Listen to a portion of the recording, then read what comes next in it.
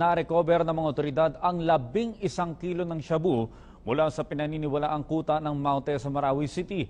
Ayon kay Armed Forces of the Philippines spokesperson Brigadier General Restituto Padilla, posibleng gumagamit ng ipinagpapawal na gamot ang mga terorista para manatiling gising sa gabi at hindi makaramdam ng pagod.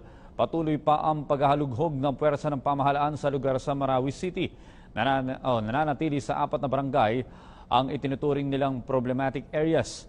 Noong nakalipas na taon, nang mapasok ng mga otoridad ang Butig Lanao del Sur na una ng kinubgob ng Maute, ay nakakuha din ang mga ito ng shabu.